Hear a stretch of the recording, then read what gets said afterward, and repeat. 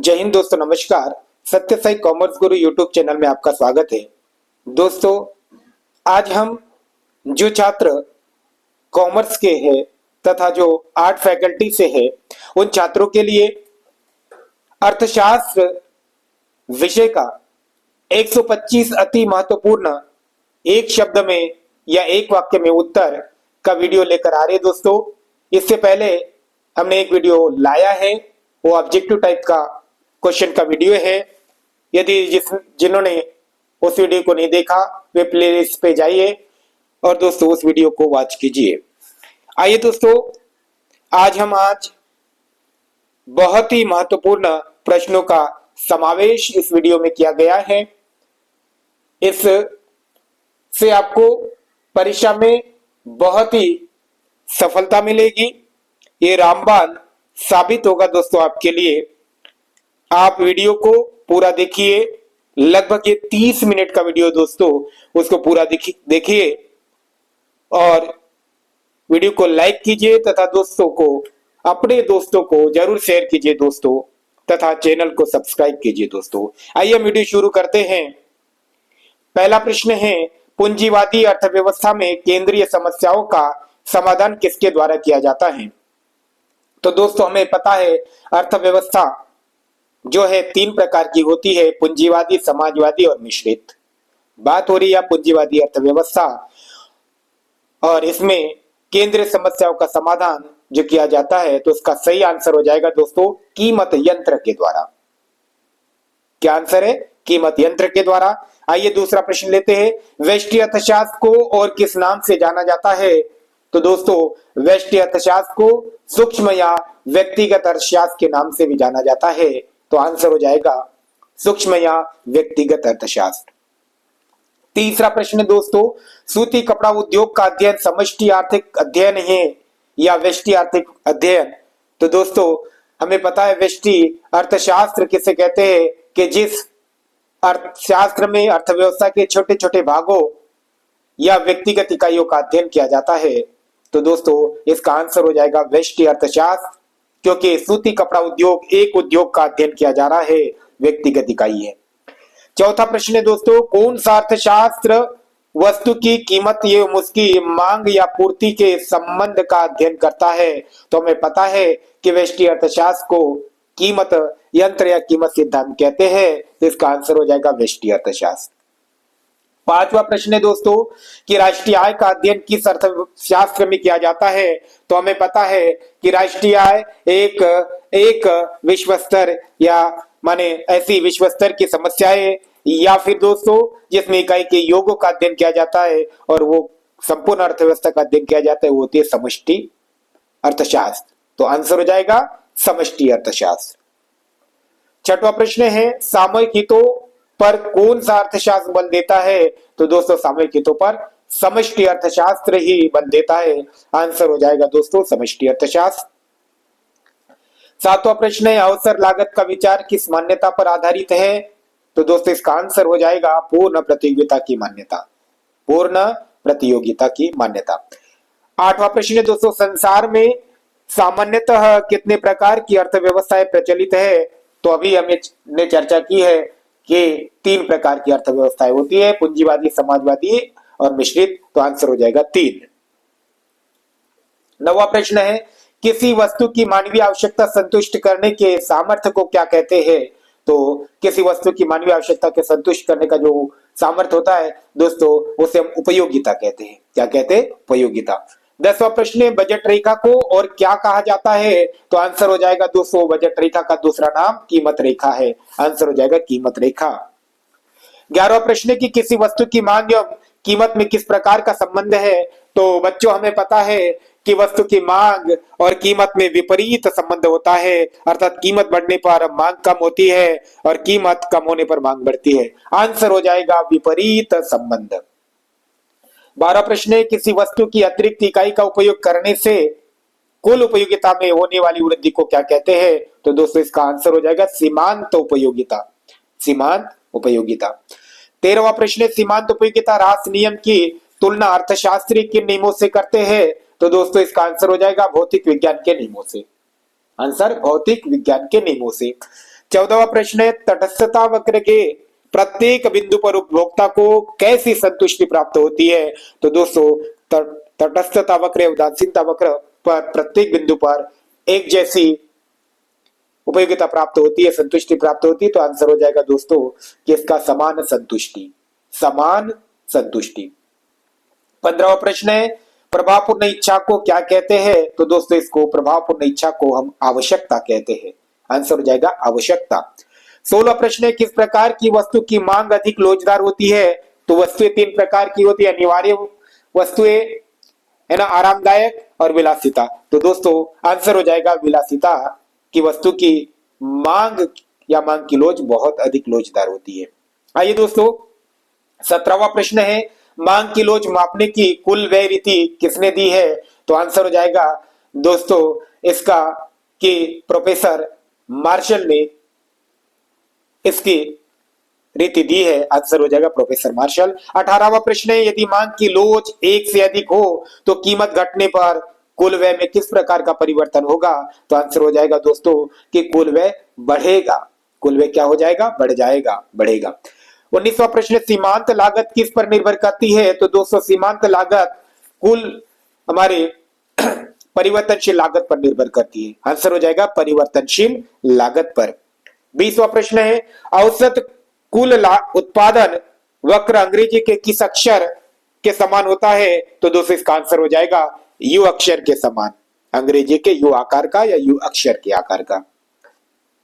21वां प्रश्न है, स्थिर लागत और परिवर्तनशील लागत का योग किसके बराबर होता है? तो दोस्तों स्थिर और परिवर्तनशील को जोड़ दो तो आंसर हो जाएगा कुल लागत, तो कुल लागत के बराबर। 22वां प्रश्न है, उत्पादन फलन किस समय अवधि से संबंधित होता है? तो दोस्तों ये निश्चित समय अवधि से। आंसर हो जाएगा निश्चित।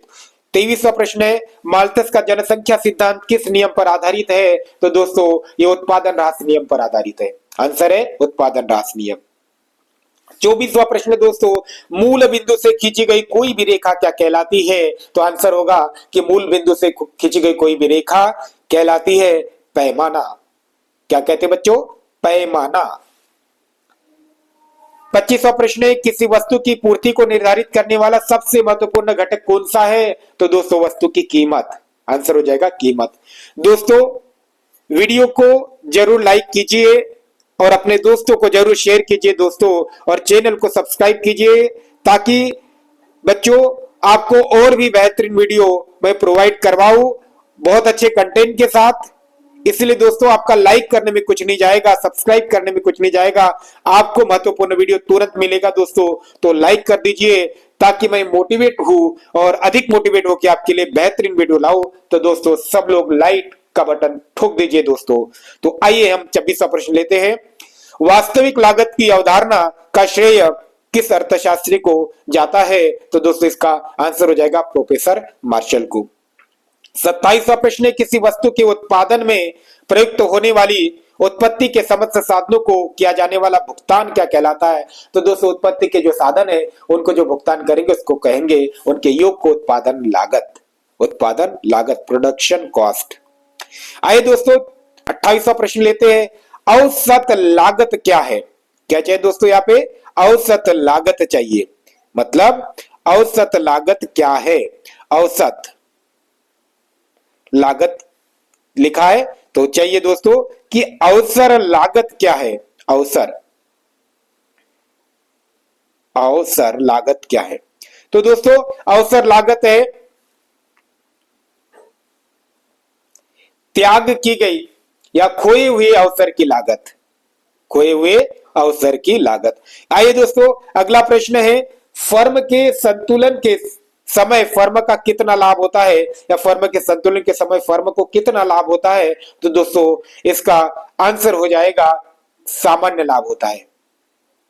आंसर क्या हो जाएगा दोस्तों? सामान्य लाभ, सामान्य। आइए दोस्तों अगला प्रश्न लेते हैं, 30वां प्रश्न है, एक बाजार जिसमें क्रेता और विक्रेता को बाजार का पूर्ण ज्ञान होता है तो उस प्रतियोगिता को कहते हैं पूर्ण प्रतियोगिता। माने कौन सी प्रतियोगिता में? पूर्ण प्रतियोगिता में क्रेता विक्रेता को बाजार का पूर्ण ज्ञान होता है। आंसर हो जाएगा पूर्ण प्रतियोगिता। पूर्ण प्रतियोगिता बाजार में क्रेता वो को और विक्रेताओं की संख्या कैसी होती है? तो दोस्तों इसमें अधिक होती है या अत्यधिक होती है। दोस्तों अगला प्रश्न है, किस प्रकार की प्रतियोगिता काल्पनिक होती है? तो दोस्तों पूर्ण प्रतियोगिता। कौन सी? पूर्ण प्रतियोगिता काल्पनिक होती है दोस्तों, वास्तविक जीवन में हमें देखने को नहीं मिलती है। 33वां प्रश्न है, वह लाभ जो एक फर्म सामान्य लाभ से ऊपर अर्जित करता है उसे क्या कहते हैं? तो दोस्तों उस लाभ को हम अधिसामान्य लाभ कहते हैं। ध्यान से दोस्तों, अधिसामान्य लाभ, अधि सामान्य लाभ, सामान्य, अधिसामान्य लाभ दोस्तों कहते हैं उसको। आइए दोस्तों अगला प्रश्न लेते हैं हम, फर्म का लाभ किस सूत्र से ज्ञात किया जाता है? तो दोस्तों फर्म का लाभ जो ज्ञात किया जाता है तो लाभ इज इक्वल टू सीमांत आगम का योग माइनस सीमांत लागत का योग, आगम का योग माइनस लागत का योग दोस्तों। तो सीमांत आगम का योग माइनस सीमांत लागत का योग, तो लाभ हो जाएगा।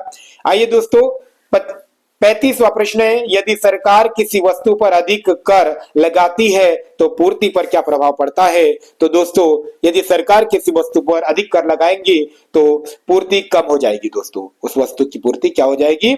कम हो जाएगी। आइए दोस्तों अगला प्रश्न लेते हैं हम, पूर्ति की तालिका कितने प्रकार की होती है? तो दोस्तों पूर्ति की तालिका दो प्रकार की होती है। कितने प्रकार की होती है? दो प्रकार की। आइए दोस्तों अगला प्रश्न लेते हैं, पूर्ण प्रतियोगिता में वस्तु की कीमत का निर्धारण किसके द्वारा होता है? तो दोस्तों इसमें मांग और पूर्ति के द्वारा। किसके द्वारा? मांग और पूर्ति के द्वारा दोस्तों, मांग और पूर्ति के द्वारा। आइए दोस्तों अगला प्रश्न है 38वां, बाजार में मजदूरी दर का निर्धारण कैसे होता है? तो दोस्तों बाजार में बड़ा ही इंपॉर्टेंट प्रश्न है, एग्जाम में आ सकता है, ध्यान से सुनिएगा बच्चों कि बाजार में मजदूरी दर का निर्धारण कैसे होता है। तो दोस्तों कि जहां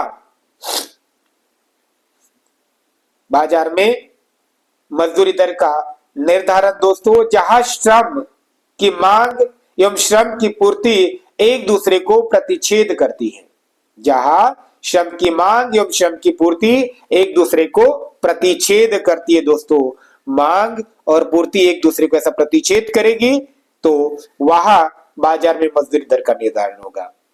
फिर से, जहां श्रम मांग एवं श्रम पूर्ति एक दूसरे को प्रतिच्छेद करती है। आइए दोस्तों 39वां प्रश्न है, किसी वस्तु या सेवा की सरकार द्वारा निर्धारित कीमत की ऊपरी सीमा को हम क्या कहते हैं? तो दोस्तों उसको कहते हैं कीमत सीमा। क्या कहते हैं?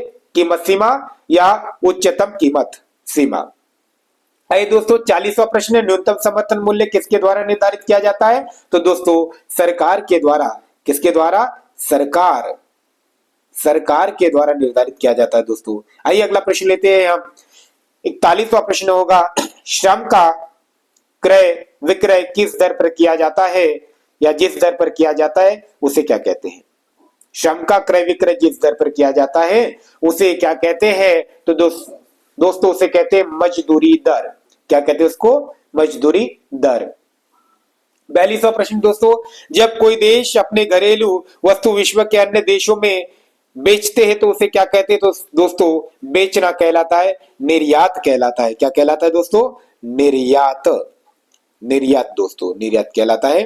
तो आइए दोस्तों 43वां प्रश्न है, कृषि, वानिकी, खनन, मछली पालन आदि अर्थव्यवस्था किस क्षेत्र में आते हैं? तो दोस्तों ये आते हैं प्राथमिक क्षेत्र में। कृषि से संबंधित अर्थव्यवस्था प्राथमिक क्षेत्र में आती है दोस्तों। फिर दोस्तों 44वां प्रश्न, राष्ट्रीय आय की गणना वर्ष में कितने बार की जाती है? तो दोस्तों वर्ष में एक बार की जाती है। कितने बार? एक बार। आइए दोस्तों 45वां प्रश्न है, फिशर ने राष्ट्रीय आय की परिभाषा में किस पक्ष पर विशेष महत्व दिया है? तो दोस्तों इसका आंसर हो जाएगा उपभोग पर। किस पर महत्व दिया? उपभोग पर। 46वां प्रश्न है, राष्ट्रीय आय गणना विधियों के नाम लिखिए। तो दोस्तों राष्ट्रीय आय गणना की 3 विधियां हैं, उत्पाद विधि, आय विधि और व्यय विधि। उत्पाद विधि, आय विधि और व्यय विधि 3 विधियां हैं।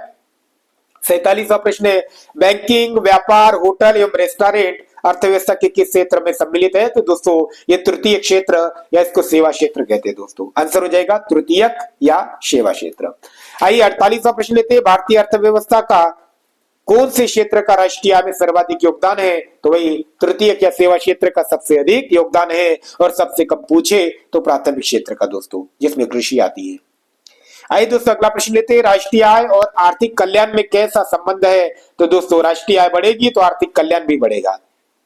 तो जो दोनों साथ साथ चलती है तो उसको बोलेंगे प्रत्यक्ष संबंध या सीधा संबंध है। आंसर हो जाएगा दोस्तों प्रत्यक्ष संबंध। आइए 50वां प्रश्न है। उस सिक्के को क्या कहा जाता है जिसका अंकित मूल्य वास्तविक मूल्य के बराबर होता है? तो उसको कहते हैं दोस्तों प्रामाणिक सिक्का। कौन सा सिक्का? प्रामाणिक सिक्का दोस्तों। आइए अगला प्रश्न है। चेक किस प्रकार की मुद्रा है? तो दोस्तों चेक ऐच्छिक मुद्रा है। कौन सी मुद्रा है? ऐच्छिक। 52वां प्रश्न। भारत में किस बैंक को नोट निर्गमन का अधिकार या एकाधिकार प्राप्त है? तो दोस्तों हमें पता है कि हमारे भारत में जो रिजर्व बैंक है ना, भारतीय रिजर्व बैंक, उसको ही नोट निर्गमन का एकाधिकार है। और वही बैंक शीर्षस्थ बैंक होता है और सभी बैंकों का बैंक वही होता है दोस्तों। तो आंसर हो जाएगा RBI, reserve bank of India या भारतीय रिजर्व बैंक। 53वां प्रश्न है। पहला व्यापारिक बैंक कब स्थापित हुआ? तो दोस्तों इसमें 1894 में।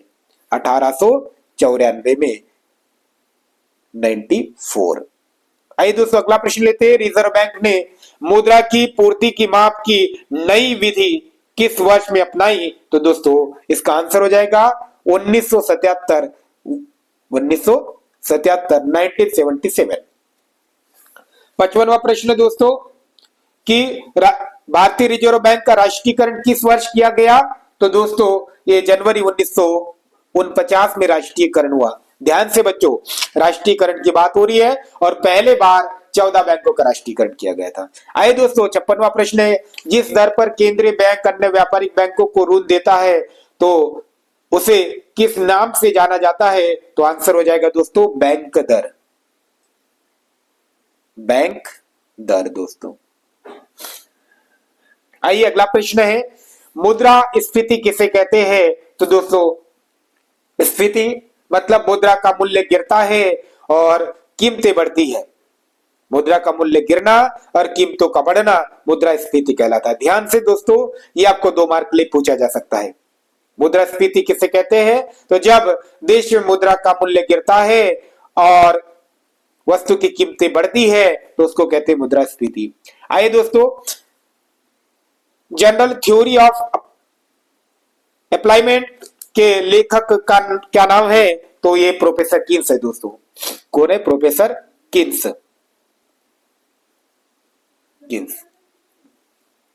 आइए दोस्तों 59वां प्रश्न है। सरकार की वर्ष भर के आय तथा व्यय का विवरण क्या कहलाता है? तो दोस्तों इसे कहते हैं बजट। बजट में आय व्यय का विवरण होता है। 60वां प्रश्न है दोस्तों कि उस कर का नाम बताइए जिसका भार कर चुकाने वाले व्यक्ति पर ही पड़ता है। तो वो कहलाता प्रत्यक्ष कर और जिसका बड़ा उदाहरण है आयकर।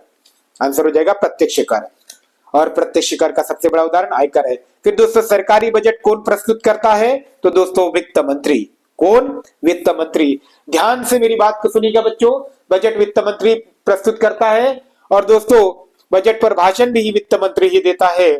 तो और बजट लोकसभा में प्रस्तुत किया जाता है।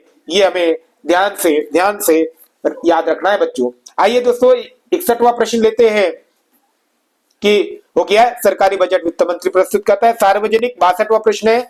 आय से सार्वजनिक व्यय की अधिकता क्या कहलाती है? तो दोस्तों जब व्यय अधिक हो जाएगी आय से तो कहलाएगा घाटे का बजट। उसको बोलेंगे घाटे का बजट। 63वां प्रश्न है। घाटे के बजट का एक प्रभाव लिखिए। तो दोस्तों घाटे का बजट से कीमत स्तर में वृद्धि होगी। किसमें वृद्धि होगी? कीमत स्तर में। 64वां प्रश्न है। बजट में सरकारी आय व्यय के अतिरिक्त किस मद का उल्लेख होता है? तो दोस्तों इसमें सरकारी आय और व्यय के अतिरिक्त जो उल्लेख होता है दोस्तों, तो इसमें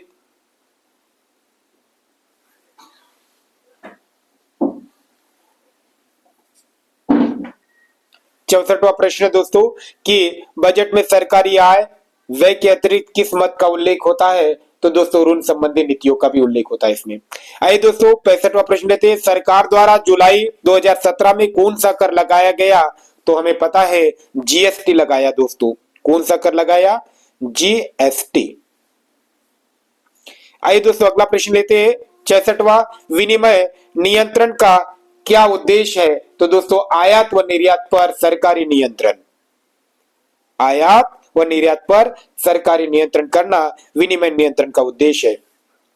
67वां प्रश्न है दोस्तों। व्यापार का उद्देश्य क्या होता है? और हमें पता है 11वीं क्लास में हमने पढ़ चुके हैं व्यापार लाभ कमाने के उद्देश्य से किया जाता है। तो दोस्तों लाभ कमाना। आइए दोस्तों 68वां प्रश्न है। व्यापार संतुलन में कौन सी मदें शामिल की जाती है? तो दोस्तों व्यापार संतुलन में केवल दृश्य मदें शामिल की जाती है। कौन सी? दृश्य।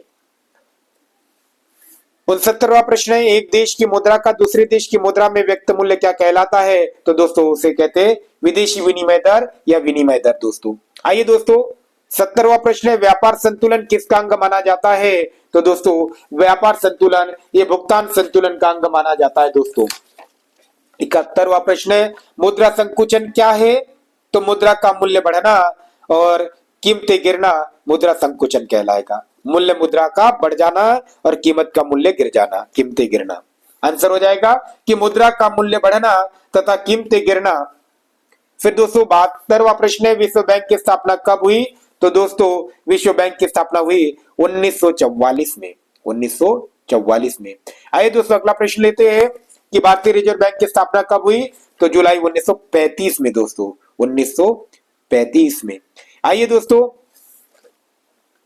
अगला प्रश्न लेते हैं। भारत भुगतान संतुलन में किस प्रकार के मदे शामिल किए जाते हैं? तो दोस्तों भुगतान संतुलन में आयात, निर्यात, सेवाओं, पूंजी व स्वर्ण के आयात और निर्यात आदि को शामिल किया जाता है। मतलब आयात, निर्यात, सेवाएं, पूंजी एवं स्वर्ण के आयात निर्यात। आइए दोस्तों 75वां प्रश्न है कि कुल मांग का प्रत्यक्ष संबंध किससे होता है? तो कुल मांग का प्रत्यक्ष संबंध दोस्तों रोजगार के स्तर से होता है। किससे? रोजगार के स्तर। रोजगार के स्तर से दोस्तों। आइए 76वां प्रश्न लेते हैं। उपभोग तथा आय के स्तर के बीच कैसा संबंध होता है? तो दोस्तों इसका आंसर हो जाएगा प्रत्यक्ष संबंध होता है। आयकर प्रत्यक्ष कर है या अथवा अप्रत्यक्ष कर? तो दोस्तों आयकर कौन सा कर है? प्रत्यक्ष कर है दोस्तों।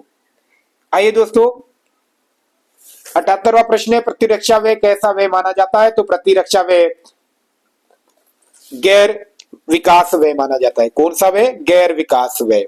आइए 79वां प्रश्न है। किसी वस्तु की मांग और कीमत में कैसा संबंध है? तो दोस्तों मांग और कीमत में विपरीत संबंध है। 80वां प्रश्न है। समष्टि अर्थशास्त्र में कितने प्रमुख क्षेत्र होते हैं? तो दोस्तों इसका आंसर हो जाएगा 4। कितने होते हैं? 4 प्रमुख क्षेत्र होते हैं दोस्तों। 81वां प्रश्न है कि प्रत्यक्ष कर में कौन से कर शामिल होते हैं? तो दोस्तों इसमें आयकर, निगम कर, संपत्ति कर, उपहार कर आदि शामिल होते हैं। आयकर, निगम कर, संपत्ति कर, उपहार कर। 82वां प्रश्न है। प्रत्याशित निवेश किसे कहते हैं? तो दोस्तों विशेष उद्देश्य हेतु किए गए निवेश। क्या आंसर होगा? विशेष उद्देश्य हेतु किए गए निवेश को प्रत्याशित निवेश कहते हैं। 83वां प्रश्न है। त्रुटि और लोप किसे कहते हैं? तो दोस्तों गलत खाता बही में की गई प्रविष्टि को। गलत खाता बही में की गई प्रविष्टि। 84वां प्रश्न है। सीमांत उपभोग प्रवृत्ति किसे कहते हैं? तो दोस्तों आय में परिवर्तन के कारण उपभोग में परिवर्तन सीमांत उपभोग प्रवृत्ति कहलाती है। आय में परिवर्तन के कारण उपभोग में परिवर्तन। 85वां प्रश्न है। प्राथमिक घाटा की गणना का सूत्र लिखिए। तो दोस्तों राजकोषीय घाटा माइनस ब्याज का भुगतान। तो प्राथमिक घाटा बराबर क्या हो जाएगा? राजकोषीय घाटा माइनस ब्याज का भुगतान। दोस्तों बचत और आय के बीच क्रियात्मक संबंध को क्या कहते हैं? तो दोस्तों इसका आंसर हो जाएगा, इन्हें कहते हैं बचत फलन। क्या कहते हैं? बचत फलन। 87वां प्रश्न है दोस्तों कि राजस्व घाटा की गणना किस प्रकार की जाती है? तो दोस्तों राजस्व घाटा की गणना राजस्व व्यय माइनस राजस्व प्राप्तियां राजस्व व्यय माइनस राजस्व प्राप्ति या राजस्व घाटा का सूत्र हो जाएगा। 28वां प्रश्न है, प्रतिकूल उपयोगिता किससे प्राप्त होती है? तो दोस्तों प्रतिकूल उपयोगिता में सीमांत उपयोगिता से प्राप्त होती है। कौन सी? सीमांत उपयोगिता। 89वां प्रश्न है दोस्तों, ध्यान से कि प्रथम चरण में कितने बैंकों का राष्ट्रीयकरण हुआ? पहले चर्चा कर चुकी है दोस्तों, इसका आंसर हो जाएगा 14 बैंकों का। कितने बैंकों का? 14 बैंकों का। 90वां प्रश्न है, न्यूनतम मजदूरी निर्धारण कौन सी कीमत कहलाती है? तो दोस्तों आंसर हो जाएगा निम्नतम निर्धारण कीमत, निम्नतम निर्धारित कीमत। 91वां प्रश्न है, श्रम का क्रय विक्रय जिस दर पर किया जाता है तो उसे क्या कहते हैं? तो दोस्तों उसे कहते हैं श्रमिक की मजदूरी दर, श्रमिक की मजदूरी दर। 92वां प्रश्न है दोस्तों, मुद्रा संकुचन क्या है? तो दोस्तों मुद्रा का मूल्य बढ़ता है और कीमत गिरती है, मुद्रा का मूल्य बढ़ना और कीमत का गिरना। 93वां प्रश्न दोस्तों, व्यक्तिगत मांग अनुसूची से क्या ज्ञात किया जा सकता है? तो दोस्तों व्यक्तिगत मांग अनुसूची से वस्तु की विभिन्न मात्राओं को ज्ञात कर सकते हैं। 94वां प्रश्न है, पैमाने के बढ़ते हुए प्रतिफल का एक कारण है विशिष्टीकरण। आंसर हो जाएगा विशिष्टीकरण। 95वां प्रश्न है, शुद्ध राष्ट्रीय उत्पाद को क्या कहा जाता है? तो दोस्तों इसका आंसर हो जाएगा आपका शुद्ध राष्ट्रीय उत्पाद को बाजार मूल्य पर राष्ट्रीय आय, बाजार मूल्य पर राष्ट्रीय आय। 96वां प्रश्न दोस्तों, अभावी मांग को संतुलित करने का सर्वोत्तम उपाय क्या है? तो दोस्तों अभावी मांग को संतुलित करने का सर्वोत्तम और सबसे अच्छा दोस्तों यदि उपाय है तो निर्यातों में वृद्धि करना। क्या हो जाएगा? निर्यातों में वृद्धि करना। 97वां प्रश्न है, विनिमय नियंत्रण का क्या उद्देश्य होता है? तो दोस्तों इसका आंसर हो जाएगा आयात व निर्यात पर सरकारी नियंत्रण, आयात निर्यात पर सरकारी नियंत्रण। 98वां प्रश्न है, आयात निर्यात के केवल दृश्य मदों को किसमें शामिल किया जाता है? तो दोस्तों ये व्यापार संतुलन में। किसमें? व्यापार संतुलन में। जब एक भारतीय अमेरिका में शिक्षा पर व्यय करता है वह मद भारत के लिए क्या है? तो दोस्तों ये वह मद है भारत के लिए अदृश्य मद। कौन सी मद? अदृश्य। 100वां प्रश्न है दोस्तों, सेंचुरी है आज के वीडियो का, ध्यान से पढ़िएगा। आय सृजन करने वाली सभी इकाई क्रियाएं क्या कहलाती है? तो दोस्तों उसको हम आर्थिक क्रिया कहते हैं। हमने 11वीं क्लास में पढ़ा है लाभ कमाने के उद्देश्य से किया गया कोई भी वैधानिक कार्य या कोई भी कार्य आर्थिक क्रिया होती है। तो दोस्तों आर्थिक क्रिया आंसर हो जाएगा। 101वां प्रश्न है, उस उपयोगिता का नाम बताइए जो पहले बढ़ती है फिर स्थिर हो जाती है बाद में घटती है। तो दोस्तों इसका आंसर होगा कुल उपयोगिता।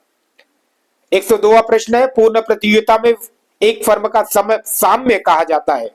साम्य है दोस्तों, सामय नहीं, साम्य आधा म है और यह है, कहा जाता है। तो दोस्तों मांग बराबर पूर्ति, मांग बराबर पूर्ति इसका आंसर हो जाएगा कि क्या आंसर होगा दोस्तों? मांग बराबर पूर्ति। तो आइए दोस्तों अगला प्रश्न लेते हैं। पूर्ति की कीमत लोच कितने प्रकार की होती है? तो दोस्तों पूर्ति की कीमत लोच 5 प्रकार की होती है। कितने? 5 प्रकार की। आइए दोस्तों 104वां प्रश्न है, कुल आगम का सूत्र लिखिए। तो दोस्तों कुल आगम का सूत्र हो जाएगा TR is equal to quantity माने Q इंटू P। क्या आंसर है बच्चों? TR is equal to Q गुना P, Q गुना P। आइए दोस्तों अगला प्रश्न लेते हैं। उत्पादन संभावना वक्र का ढाल कैसा होता? तो दोस्तों बाएं से दाएं। कैसा होता? बाएं से दाएं। 106वां प्रश्न है, गिफिन वस्तु की मांग कैसी होती है? तो दोस्तों गिफिन वस्तु की मांग कम होती है। और गिफिन वस्तु कौन सी होती है? जो घटिया किस्म की वस्तु होती है उसे हम गिफिन वस्तु कहते हैं दोस्तों। फिर लगान क्या है? तो भूमि का किराया लगान कहलाता है। तो दोस्तों आंसर हो जाएगा लगान। 108वां प्रश्न है, वस्तु की मांग किसके बराबर होती है? तो दोस्तों वस्तु की जो मांग है वो किसके बराबर होगी? हमेशा। तो दोस्तों वस्तु की मांग किसके द्वारा की जाती है? तो मांग पूर्ति के बराबर नहीं हो सकती। वस्तु की मांग किसके द्वारा की जाती है? तो दोस्तों मांग हमें पता है कौन मांग करते हैं, मांग पक्ष कहलाता है उपभोक्ता। तो आइए दोस्तों वस्तु की पूर्ति किसके द्वारा की जाती है? तो दोस्तों इसका हो जाएगा उत्पादक या फर्म, मांग उपभोक्ता और पूर्ति दोस्तों उत्पादक या फर्म। अगला प्रश्न है वर्ग संघर्ष किस अर्थव्यवस्था की विशेषता है? तो दोस्तों इसकी पूंजीवाद की। किसकी विशेषता है? पूंजीवाद। 111वां प्रश्न है दोस्तों उत्पादन फलन कितने प्रकार के होते हैं? तो दोस्तों उत्पादन फलन दो प्रकार के होते हैं। कितने प्रकार के? दो प्रकार के। 112वां प्रश्न है दोस्तों उत्पादन की मात्रा में परिवर्तन होने पर जो लागत में परिवर्तन होती है उसे क्या कहते हैं? तो दोस्तों उसे कहते हैं परिवर्तनशील लागत। 113वां प्रश्न है पूर्ति का नियम किसके बीच धनात्मक संबंध को व्यक्त करता है बताता है? तो दोस्तों हमें पता है कीमत और पूर्ति के बीच। कीमत और पूर्ति। 114वां प्रश्न है किसी वस्तु की कीमत निर्धारण में दो महत्वपूर्ण शक्तियां कौन सी है? तो हमें पता है मांग और पूर्ति। कौन सी बच्चों? मांग तथा पूर्ति। आइए दोस्तों 115वां प्रश्न है अति अल्पकालीन मूल्य को क्या कहते हैं? तो दोस्तों इसको कहते हैं बाजार मूल्य। कौन सा मूल्य? बाजार मूल्य। बाजार मूल्य दोस्तों। आइए 116वां प्रश्न लेते हैं कृषि वस्तुओं के लिए कीमत निम्नतम सीमा को क्या कहा जाता है? तो हमने पढ़ा है न्यूनतम समर्थन मूल्य। इसको क्या बोलते हैं? न्यूनतम समर्थन मूल्य एमएसपी। ये कृषि उत्पादों पर दी जाती है दोस्तों सरकार द्वारा निर्धारित की कीमत है। फिर है दोस्तों 117वां प्रश्न श्रमिकों की मांग किस पर निर्भर करती है? तो दोस्तों श्रमिकों की जो मांग होगी उत्पादन की मात्रा पर। जितने उत्पादन की मात्रा होगी उतनी ही श्रमिकों की मांग होगी। 118वां प्रश्न है दोस्तों किसने कीमत निर्धारण प्रक्रिया में समय तत्व का विचार प्रस्तुत किया? तो इसका आंसर वही हो जाएगा प्रोफेसर मार्शल ने। 119वां प्रश्न है समय के विशेष बिंदु पर मापी गई मात्रा को क्या कहते हैं? तो दोस्तों समय के विशेष बिंदु पर जो भी मात्रा मापते हैं उसको हम स्टॉक कहते हैं। क्या कहते हैं दोस्तों? स्टॉक। स्टॉक। आइए दोस्तों अगला प्रश्न है जीडीपी का पूरा नाम? तो ग्रॉस डोमेस्टिक प्रोडक्ट मतलब सकल घरेलू उत्पाद हिंदी में दोस्तों। आइए अगला प्रश्न है मूल्य का संचय मुद्रा का कौन सा कार्य है? मूल्य का संचय मुद्रा का दोस्तों कौन सा कार्य है? तो मूल्य का संचय मुद्रा का हमें पता है कौन सा कार्य है? तो दोस्तों गौण कार्य है। कौन सा कार्य है? गौण कार्य है दोस्तों।